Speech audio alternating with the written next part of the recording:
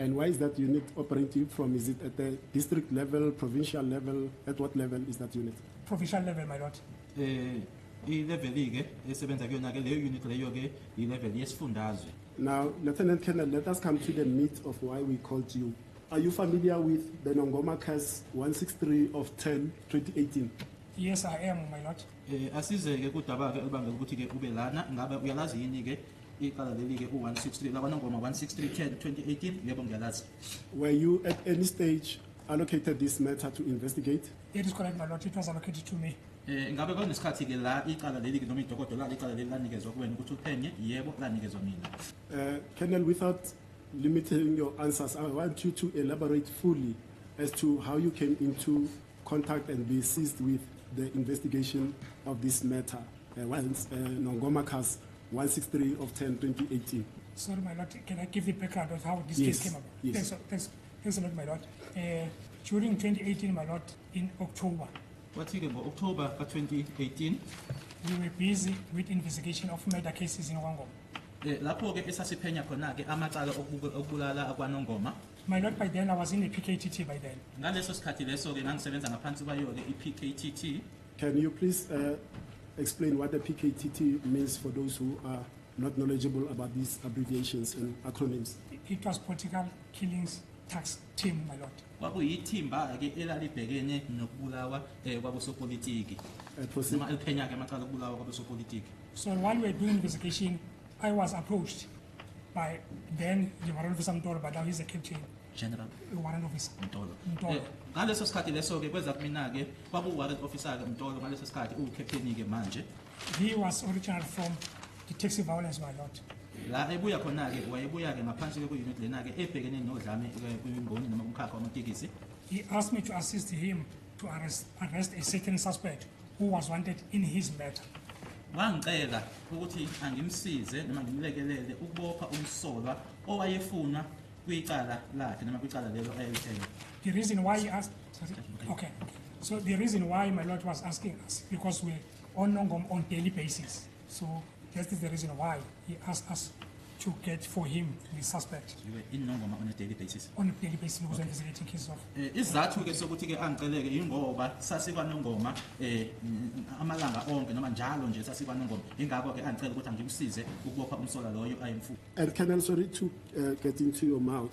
Who was the suspect that Officer Mtolo requested you to assist in tracing? So according to EJ50 that he provided to me, it was Qiniselani Begin Tinta or Begin Tinta, Qiniselani Begin Tinta, if I'm not mistaken, Utele is my lord.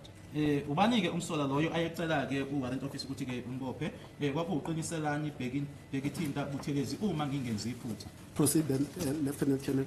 So I think within few days, my lord, because we have the informers around the area, so the informer gave us information that the person that we are looking for, he pointed him to us. He was a little bit far. That's the person we are looking for. Kwaba nje kwathatha ke amalanga ke ngoba ke sasinabantu ke besinikeza ke imbiko noma ke besiphathela ke information ulwazi kuyona ke indawo leyo phecelezi ke ama-informer wasikhombisa ke umuntu loyo umuntu ke wayeqhelileke kuthina kodwa ke wamkhomba ke wathi nanguya umuntu enimfunayo. And sorry, Colonel, the J50 warrant of arrest for Officer Mtolo's matter was in respect of which case? It was in respect of a murder case that took place in 2016 in the area of Nongoma, my lord. Incwadi ke eyayigunyazisa ukuboshwa phecelezi ke i-J50 kwicala lika lakhe ke u-warrant officer Mtolo kwakuyiqala ke la ngo-2016 la elokubulala ke khona kwaNongoma. Proceed then, Lieutenant Colonel. So as we as a team, then the members of the covert office, it was NIU by then and TRG, then rushed to the suspect and apprehended him, my lord. Amalunga ke kwakuyi-NIU ngaleso sikhathi kanye nayo ke i-TRT base begijima ke beya kuyena ke umsolwa. Proceed. After arresting him, my lord, the suspect was found in possession of a firearm. Emuva kokuthi bembophileke umsolwa watholakala enesibhamu kuyena. So upon questioning him, he failed to show or produce a license to possess such. my lord. Emuva kokuthi esehlonywe ngemibuzo ke akazange ke akwazeke noma aphumeleleke ukuthini ke anikezeke ngelicense noma ke iphepha elimvumelayo ke ukuthi abe naso isibhamu leso kuyena. Proceed. As a result, the suspect, my lord, was then taken to Nongoma police station. He was processed there Consequently, he appeared in court for possession of unlicensed firearm and ammunition weight. Emuva kwalokho-ke umsolwa wayesethathwa-ke ehanjiswa-ke epolice station yakwaNongoma, ila khona-ke uma efika khona-ke kuthathwa-ke imininingwane yakhe, wathweswa-ke icala lokutholakala-ke ngokungekho emthethweni nesibhamu kanye futhi ney'nhlamvu. Emuva kwalokho wahamba wayobingelela imanje. And in relation to the Nongoma case 16310 of 2018, were there any other additional charges except the firearm offences for which Mr. Teniselani Buthelezi was arrested? Not at all, my lord. He was charged with the possession of unlicensed firearm and ammunition, my lord. Ingabe akhona yini amanye amacala-ke engezwa ngaphandle kwalelo-ke kuyena-ke kulelo cala lakwaNongoma? Cha, awekho amanye, kwakuyilelo lokutholakala nesibhamu ngokungemthetho kanye futhi ney'nhlamvu. Now, Lieutenant Colonel, let's move to this aspect. During my interaction with you in preparation for you coming to testify in this honorable court, I requested you to bring along the original case docket, Nongoma case 16310 of 2018. Did you bring it with? Yes, I came along with it, my lord. Ngicelile-ke ngesikhathi silungiselela-ke ukuthi uzokuthi ubufakazi uthi uze nedokodoke ekuyilona phecelezi-ke original lalo-ke icala leli u-16310 of 2018. Yebo ngize nalo. Just one aspect, I mean, that my lord, sorry for that. Just one, this possession case for the unlawful possession of firearm of Teniselani Buthelezi. What case number is that? It's Nongoma 163 of 10, 2018. Leli cala-ke leli lakhe Qiniselani-ke lokutholakala-ke nesibhamu kanye ney'nhlamvu, inamba yakhona u-16310 2018. Now, Lieutenant Colonel, you've testified that you are in possession of the original Nongoma case 16310 of 2018. Now, here's the issue. Sergeant Mohani and Brigadier Gininda testified that such a docket was in their possession, which is the unit headed by Brigadier Gininda, the National Cold Case Unit. Do you know anything about that? No, my lord. What I can say, this case was never being a court case. It was a court going from 2018 up until it was finalized, my lord. 2018. Yes. Naku-ke engakutshela kona-ke Lieutenant Colonel ukuthi-ke ubufakazi abebethulile-ke uSergeant Mukhanya kanye naye-ke uBrigadier Gininda batshela lenkantolo-ke ukuthi-ke i-originally-ke yedokodo leli-ke lecala leli babe nalo bona babeliphethe bona. Kukhona-ke okwaziyo ngalokho nanjengoba besebenza ngaphansi kwayo-ke i-National Cold Case. Cha, alikaze idokodo noma icala leli-ke libe ngaphansi kwayo i-National Cold Case. Icala leli-ke ebelisenkantolo ukusuka-ke ngo-2018 kwaze kwayisikhathi la elaqedwa khona-ke noma-ke elathi la finyelela khona-ke emaphethelweni. And has there been a stage where that docket was removed from your control and possession by any unit other than the unit that you were working for? My lord, what I can elaborate, since this case, the suspect in this matter was also a suspect on another murder case. Ingabe kunesikhathi-ke la khona idokodo leli lake lasuka-ke kwi-unit leyi wena owawuyisebenzela-ke lahamba mhlawumbe ladlulisela kwenye-ke i-unit engakusho lana ukuthi-ke umsolwa lona nanjengoba-ke wayomsolwa kwelinye futhi icala lokubulala. Yes. So it was taken and joined to this murder where the accusers got a JV. Lathathwa-ke lahlanganiswa naleli cala leli-ke la umsolwa khona-ke wayenencwadi eyayigunyazisa ukuboshwa kwakhe phecelezi-ke i-J50. So the reason why it was combined, my lord, is because the firearm whom we found with was linking to the murder case that the accusers got a J50 on it. Isizathu-ke sokuthi-ke ahlanganiswe-ke yingoba-ke isibhamu lesi esatholakala kuyena umsolwa isibhamu-ke esahlanganiswa necala kwatholakala-ke ukuthi-ke isibhamu leso-ke esasebenza noma esasetshenziswa kwicala leliyana lokubulala awayefunwa kulona-ke awene-J50 kulona umsolwa. Let's simplify it, Lieutenant Colonel. The firearm that was found in the possession of Teniselani Buthelezi, a criminal charge was laid under 163-1028, right? And that firearm is now ballistically analyzed, and it is found that it is related to a murder which occurred in the J50 warrant in the Mtolo matter.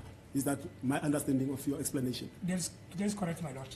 Uma singakwenza lokho noma sikhulume nje ngendlela elula-ke ukuthi-ke isibhamu-ke lesi esatholakala noma atholwa naso uQiniselani kwicala leli enambophela lona kwathi-ke uma ngaba sesihamba-ke noma sebesithatha beyosihlola kwatholakala-ke ukuthi-ke isibhamu leso-ke esasetshenziswa noma esasebenza kuleliya cala-ke le-J50 u-Warrant Officer Mtolo ayecele ukuthi-ke umlekelele ngalo. Yebo kuyiqiniso lokho. So on the top of your head, would you recall the case number for the Mtolo investigation murder case?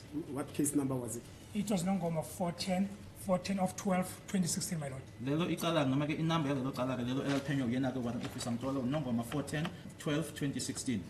And now your explanation, if I correctly understand you, is that Nongoma 163-10 of 2018 and Nongoma 410, the one that Mr. Jonas has just read out now, were consolidated together and they went to court together as one and the same. That is correct, my lord. Ingabe ngikuzwa kahle yini ke ukuthi ingabe ngikuzwa kahle ke ukuthi icala leli ke leli 16310 ka2018 naleli ke uNongoma 410/12/2016 ahlanganiswa ke uma ngabe seyinkantolo aya kuyicala elilodwa yebo ngosenkantolo.